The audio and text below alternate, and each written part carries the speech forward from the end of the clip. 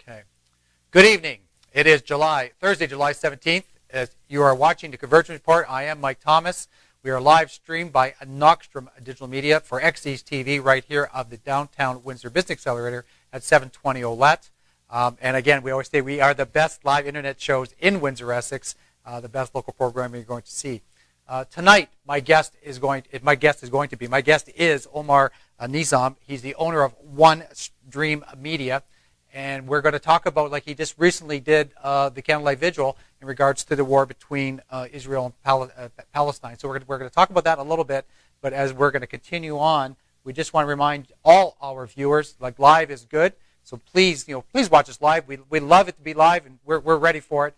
But if you end up missing the show or you want to see bits and parts of the show, please subscribe to our YouTube channel. On the screen there, I say it's user at Knockstrom1. So please take a look at that, and do like us.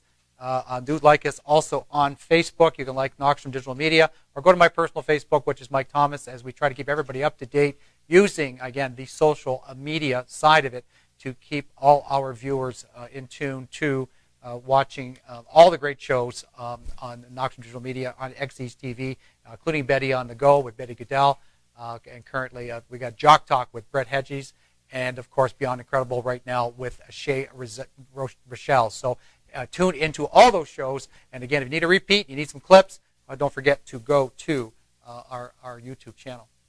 The basis of my show, and it still remains to be the same, I call it Facebook karma. Bottom line is, I saw that. If I saw it on Facebook, then it's karma that I saw it, because I'm going to replay it, because I always say that once you press send, okay, then it's up there. It's up there, and it's there. They can say you can take it back. Now, with Google Europe, that's the first time we've seen where they're going to try to allow people to remove things that have been uploaded to Google, to Facebook, everything else, but it hasn't really it's only the beginning. North America, we're going to wait and see. So that's why I kind of say. So it's currently right now is that once it goes up, it's up there to stay, and it's up there for everybody's pull. So that's why I kind of do that. And I didn't initially see the story. Believe it or not, I didn't see it on Facebook. I saw it on CTV News. Okay, that's where I saw the initial story, and I was kind of following from there. And that is what gave me the idea to I'll ask you on the show and talk a little bit more about the Vigil itself. I'm going to start maybe the simpler way, Omar, with the Vigil. What gave you the idea to do the Vigil in the first place? Well, I actually decided to do it, I'd say about 5 hours maximum right before it happened. Oh, very good. Okay. And the reason being that I did it that way was because for some reason everybody wants a day or two notice to get together to, pay tribute to those that died. And my thing was, the people down there, they don't even have a minute notice when a bomb's about to drop on their head.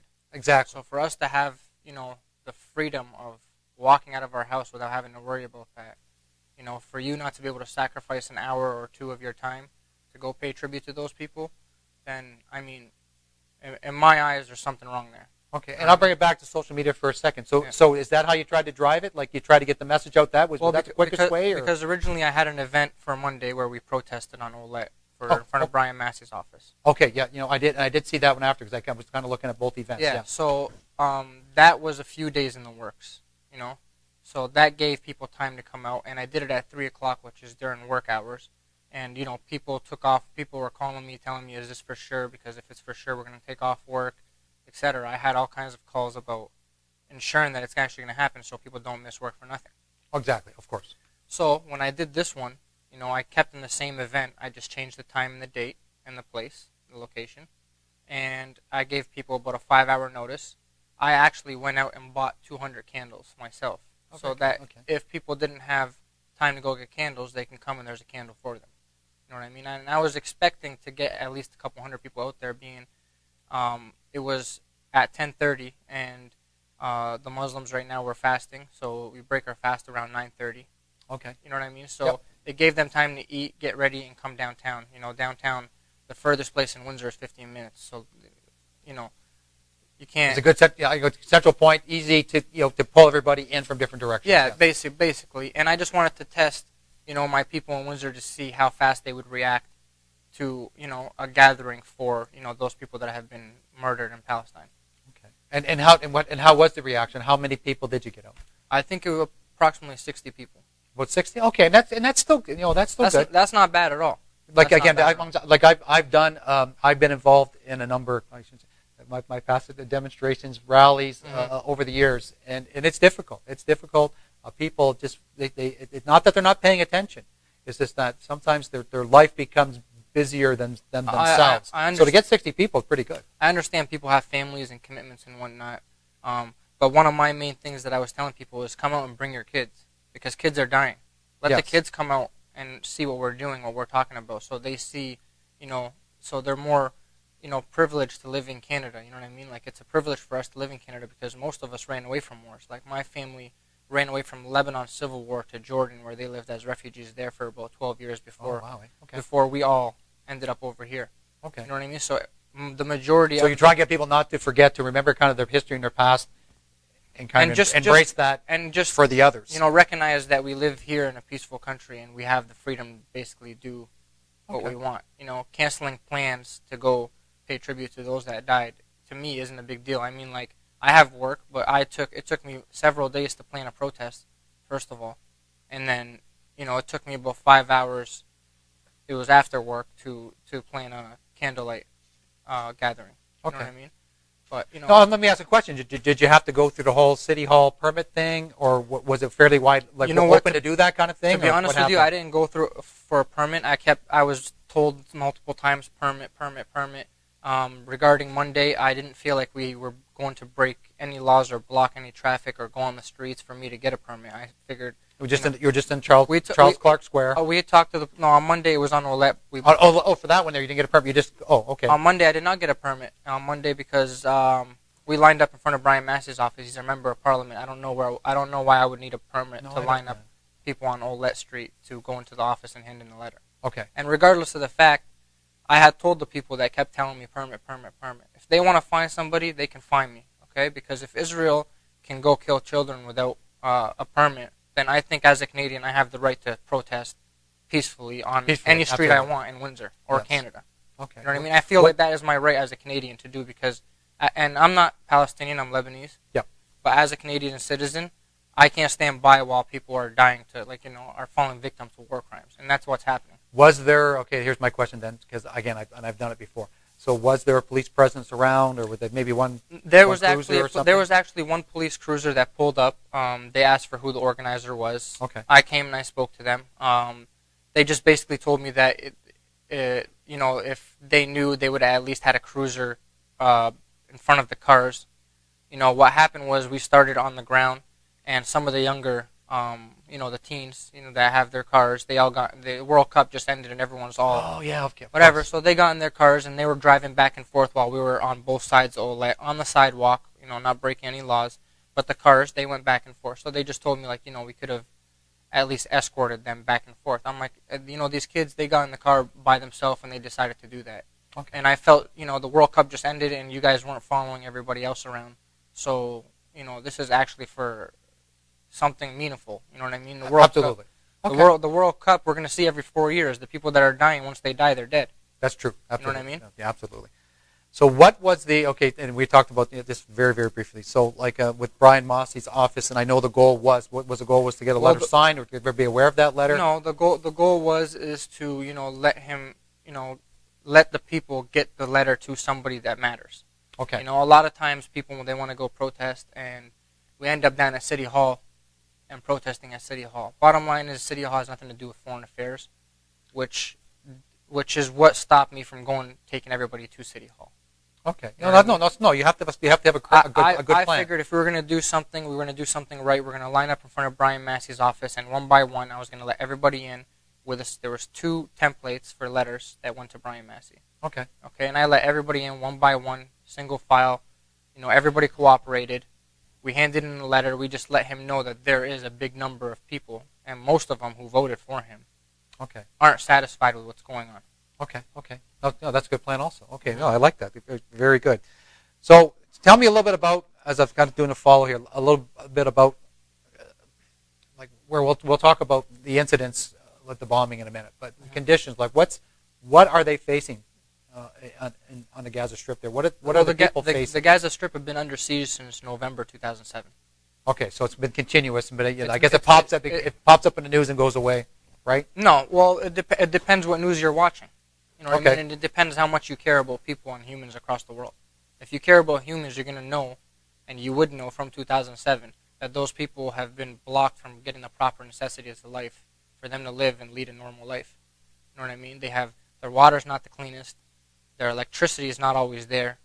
You know, Okay. medical supplies is tough. I mean, you got the Palestinians digging holes to get into Egypt, go in there, buy whatever they need, and come back. A lot of times, the Egyptian side is killing them, and even the Israelis are killing them too. They'll bomb tunnels, underground Okay, tunnels. and that's what they were talking about. Like I said, when I was driving in today, and they were talking about the excuse. The excuse for the bombing is to go after the tunnels. No, the excuse for the bombing is this: 3 Israeli teenagers were kidnapped and found dead. Okay. Okay, they, with no evidence whatsoever, blamed Hamas. Well, this is what started to say the recent. This is what started the recent events. Okay. Events right now. You know, they claim that Hamas did it, and they just went to war. Okay. But reality is, and something that the media didn't show, when the Israeli kids called in to say that they were kidnapped, there was somebody being heard in the background that was speaking Hebrew. There was no Arabic speakers or anything like that saying, you know, there was nothing Arabic. So they had no evidence that Hamas did it. But they needed an excuse to get in. And from the news that I've been reading lately is that there's a massive oil field that they found on the shore of Gaza, and they're going to do whatever it takes to get that oil. Okay. So if it came at the cost of 3 of their own, to give the excuse to get them to lock up the land, and you know that's my opinion. and I'm okay with listening to you. That's my opinion. That's my opinion. Just from fine. That's Okay. my opinion. Just from looking, like reading the news myself. Now, when I read the news, I don't just turn on one station. You know, I'm the type that goes online. I read another site. I read another site. I like to see everything that's going on. You know what I mean? And I'm going to say more so the online. Okay, because that's what online, because most of the Western media is, you know, controlled by certain individuals that don't want us to know what's really going on. Right, and that's the openness. I'll go back to like the social media, to the internet, just for a second. Yeah, that is the bonus. The bonus of social media because you'll be able to get the information, sometimes direct, right? Yeah, because now a person like me can, for example, share with all my friends, and a lot of my friends aren't from Arabic background. You know what I mean? I'm able to share with my friends from different nationalities and show them, like, look, this is what's happening. I'm able to show a video of Israelis abusing a girl that's not even 9 years old just because she is holding a Palestinian flag in front of him. I'm able to show them that, you know, there are 7, 6-year-old boys that are getting arrested for throwing rocks at a tank. Okay. You know what I mean? I didn't know a tank was going to get a dent from a little rock. Right, of course. But to them, and I don't know where in the world it's legal to arrest a kid that's under 9 years old. Okay. No, not without parental. We do it, yeah. I totally understand that, and over there, it's just like a police state is almost an awful thing to say, but that's basically what it is. Yeah, it's definitely what it is. Okay, so let's talk about what happened in the recent set of bombings. It's the beach bombing, I'll call it, and it was just an awful. And I did see some of the video and some of the on the news. I think CBC was one, and they kind of said, oh, this could be graphic, and they kind of give you a prep, and it was extremely. It was disappointing and devastating to watch that type of bombing without any real excuse of why that happened. Well, they say that Hamas is using civilians as human shields. Okay. But there was no Hamas nowhere near the beach when they bombed 4 little kids playing soccer. Yes. You know what I mean? There was no Hamas there. And when I look at that, I don't look at that as a Muslim or Christian or Jews. Or I don't think of any religion when I see that. I think as a human, like something is seriously wrong over here. You know what I mean? And protests have been going on every other year when Israel does something. You know, there's protests worldwide. Okay. I don't know if you watch the news, but you see, like, for example, London, Ontario had a protest that had 10,000 people. Okay. And they they talk about it, or was it downplayed? No, they talked about it. They talked about it? Okay, just because sometimes the mainstream media has a different agenda. That's the reality. Yeah. So, I mean, it's just, but the media always takes one side. Okay. You know, like, for example, after they interviewed me on Monday, after calling my protest a noisy protest that blocked parts of Olet, we didn't block parts of Olet. And, I mean, it was a protest. What do you want us to do? Be quiet? And which media was there? You were talking about? CTV was the only media that showed up. Windsor Star ignored the call. CBC ignored the call. The Windsor Right, the online. Winright.ca, I know of them. Yeah. They ignored the call. None of them showed up. CTV, I think, only showed up when they got a phone call from somebody else saying that everyone's lined up in front of Brian Massey's office. Okay. They didn't take the call and come because we told them that we were protesting for Palestine. Okay. From what I understand. And what time was your protest? It started at 3 o'clock. At 3 o'clock. So yeah. then, what time did they show up? I kind of know the background. They showed up. They showed up after I had taken there was about 300 people there. After I had taken everybody in and out of Brian Massey's office, and we just marched down to basically like Giles and back to Ellis, where our meeting point was. They showed up on our way back from walking back from Giles. Okay. So they weren't there at 3 o'clock when anybody was speaking. They weren't there when we were at Brian Massey's office. They just showed up after. And even the police, when they showed up, they said, they just said that there was a big commotion in front of Brian Massey's office. Oh, really? You know, the police were very kind. You know, one of them actually signed a letter. Oh, good. One of them read the letter and signed it. There was no, what are you guys doing here? There was no animosity. There was no abuse of power or nothing like that. They were actually nice guys, and they just wanted to know what's going on, and they took my information down in case anything were to happen. For example, they would know who to contact because I did organize it, and I was taking responsibility for anything that happened. Absolutely, no, that was the right thing to do. So what happened? I'm going to say with the final part of the story or the total story with CTV. Well, what happened was as soon as they cut me out, and they went back to the story. The story went: terrorist Hamas fired rockets into Israel, and Israel retaliated. Okay, I was offended by that because I'm not out there protesting for Hamas. Okay? Hamas got nothing to do with us protesting. Me as a human, I'm protesting for the children and women and seniors that are dying and getting caught in the line of fire. Of course. You know what I mean? Yeah, absolutely. And Gaza's such a condensed population. It's such a condensed area. For the amount of people to the amount of area they're allowed to live. Any kind of bombing is a crime against humanity. Okay. You can't justify going to bomb. You say that this guy lives here, and you go bomb it, not expecting to kill 100 people. You know what I mean? And going with that, and that's why I put the slide back here in regards to the cartoon that I picked out. I pulled it off Facebook. I should give credit to somebody. I'll do it another day. And here they're showing that Gaza is really getting pounded, and then there was one death in Israel. Yeah. And that's what seems to be the media. Oh no, the leading issue that they're having right now, the leading problem that the hospitals in Israel are having right now. There's people going there because of anxiety, and anxiety seems to be panic attacks major and whatnot. Well, meanwhile, kids are getting destroyed and split into pieces on the Gaza side, but we're more focused on, oh my God, one person died in Israel. You know what I mean? They got a Iron Dome system that's blocking the majority of Hamas's rockets. The rockets are landing nowhere. They have no direction. They're homemade rockets. They're just trying to. In all essence, they're just trying to fend back or shoot back. They're doing what they can. They can't fight a plane with a AK-47. Right. You know what I mean? Okay. And my thing is it's constant bombing, and not even just the bombing, the aftermath of the bombs. It's it causes sickness and makes people.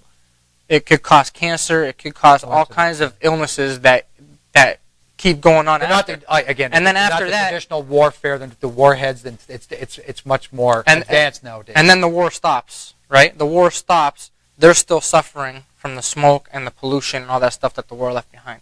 Now, how are they going to treat themselves if they're going to be under siege after the war? They were under siege before the war. They're under siege after the war. They can't even treat themselves properly. Okay. Their hospitals are never full of supplies. You know what I mean? Yeah, because of the blockade, and that's what. Looking at this and talking about what John Stewart had to say and what are the Gazans supposed to do? Evacuate to where?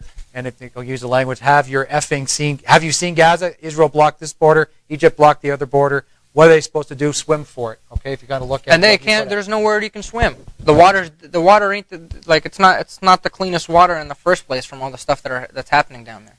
Okay, so what in essence again is so this has been going on, and we're gonna look at the borders in a minute.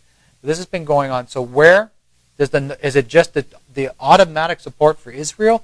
Why does this continue to happen? Educate me. Why are they this? They've left to be the terrorists of the world that nobody wants to help. I'm just giving you one example. Okay, the U.S. gives Israel U.S. who claim to be in debt and can't give their own civilians free health care like Canada has. Okay. They're funding Israel with at least $3 billion a year. Okay. Now, have you seen Detroit? Yeah, I've seen Detroit. Yeah. You know what I mean? Like people. Absolutely. Unless there's money in the money's coming. The money's coming. They'll fix it now. I'm kind of speechless. You know what I mean? Because like, how are you sending $3 billion to a country that has committed war crime after war crime after war crime since its false existence? You know what I mean? Since they came into Palestine and invaded and took people out of their house and took their homes from them, how are you still supporting a country that is doing all the stuff that it does? Okay. And why Hamas rejected the ceasefire? That's the question. Why? Okay, so I got a question from my producer, my co-producer. Why has the Hamas rejected a ceasefire? Okay, well, the war started. Hamas didn't want a war. Okay, I mean, this is my understanding, and this is my opinion. I can't speak for Hamas because I'm not 100% From what you've read and researched. I'm not 100% with Hamas, but here's what my understanding is. Okay. They're saying the war started. It started. Okay, so unless you agree to a truce, and from what I'm hearing, there's a 10-year truce on the table from their side that they're trying to happen. But what they want in that truce is for the siege to get lifted, for them to be able to have seaports that's monitored by neutral countries. Okay, to have an actual delivery What they're trying to do is back and forth. Yeah. What they're trying to do is trying to be a civilized any way they can. Yep. You know what I mean? It's bad enough they're giving into any demands when it's, as far as I'm concerned, it's all their land. You know what I mean? If we want to go back to talk about the Jewish religion, Moses did not put anywhere in the Torah that there is a country called Israel or that's their rightful And that's home. been, I'll be honest with you, that's been the debate since, and I'll pop this one up just for all, so we can talk about that.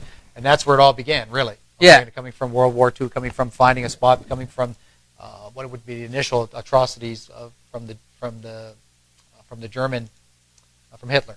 Now, so regardless of that, yeah. this is what we ended up with, okay? 1946, this is Palestine.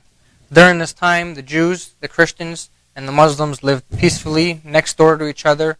All of them had their place to go pray. There was no problems. 1948 came. The British, the almighty British, they decided to bring all the Jews from Europe over here. And when they came in by bombing. Now, they were bombing, people were running, and when they came back to look for their homes were already occupied by new Jewish people that weren't even in the land. To establish the state. Yeah. And it was established under the pretext a land with no people for people with no land. But there was people there. Right. So what do you mean? Forcible takeover is what it was. So what are you saying? And the Palestinians didn't have the arms to defend themselves at that time. Okay. You know what I mean? Even the Arab countries weren't that strong because they were colonized by the Turks and by the French the majority of the time prior to this. Like over the years. During the world. It was like colonization. Yeah, no doubt. yeah, exactly. Okay. So they came in here, whatever. It happened. The Arabs tried to fight. They couldn't fight. You have Egypt and Jordan who betrayed Syria and Lebanon during the wars, and they signed a peace treaty with Israel. They basically gave up on the Palestinians. They just betrayed the Palestinians and left them there. Now, 1967, here you got this border right here. Okay. It evaporates into that for 2012. Now, just to show that the Palestinians... I see. So they've lost... They lost everything. Okay, so they're there. Okay, they can't even... They have nothing. They're landlocked. You can't even connect Gaza to the West Bank. Exactly. They can't. They have no access to see each other. Okay. You know what I mean? So now, just to show that the Palestinians, and not only the Palestinians, but the Arabs are trying to create peace with Israel, they're telling them to withdraw to the 1967 borders. Okay. Which always been a sensitive ones. 1967 border, they still occupy more than 50% of Palestine. Okay. But the Arabs are showing their initiative to try and create peace among the Arabs and the Jews. Okay? And they don't want to do that. That's still not enough for them. As far as I'm concerned, when they went to war in 2006 in Lebanon, they wanted to dismantle South Lebanon, which is where I'm from, and dump all the Palestinians into South Lebanon so they can take the rest of it. That's what they did, right? Okay, push them out, push them across the line? Okay, we scuff. Oh, good. So, yeah, Okay, that's fine. This is going great. Okay. So it's just sad that the world is not pushing Israel to accept a peace treaty with all the Arabs. A peace treaty is on the table as long as they withdraw to the 1967 borders, and that's still not fair. Okay. As far as I'm concerned, it's not fair. So from what you've seen and from what your research is, okay, where does NATO stand with this? NATO, they're just the hands off, or what's going on? They're with the U.S. They just follow the U.S. You know, and the U.S. as far as I'm concerned, they follow Israel and what Israel tells them to do. Okay. How, I don't know, but you know that's the world we live in. Okay. So what? Okay, with only a couple minutes left to go. So what do you think is going to happen going forward from what you've seen? Is it still going to stalemate? Is it still going to just be random bombing? Like what's going to be happening here? I'm hoping for a ceasefire, but they started a ground invasion today, and I don't know what's that going to be. Oh, that's right too. That happened. Like I was driving in about 5 o'clock our time that the siege began again. Okay, so now I'm hoping for a ceasefire. I'm hoping the U.S. actually steps in. I'm hoping the NATO countries step in, Russia, China, and I hope they force them into a 1967 peace treaty. I mean, at least that way they can live in peace with us. Because me personally, I want to live in peace with the Jewish people. I don't have a problem with the Jewish people. Okay. I want to live in peace with them. I want to be able to travel down to Palestine and be okay down there. Exactly. You know what I mean? Like you're saying how it was. Yeah. Okay. Throughout history, how it was. Yeah. Okay. Okay, one more. Okay, so that's it. So anyways, very, very informative. I'm so glad that you took the time to be on the show today, Omar. Thanks. And very informative. I'm telling you, I really do appreciate you being here. And we're going to do another one. Let's try to set another one and keep an eye on this and do an update and bring you back again and see where it's at, and hopefully they can come to some kind of peaceable resolve, even a ceasefire or something that can let the people live a normal life, like you say, like as you feel that we are as Canadians. So okay, so there's a Convergence Report. Okay, and this is it, and we're gone. And Alex says we're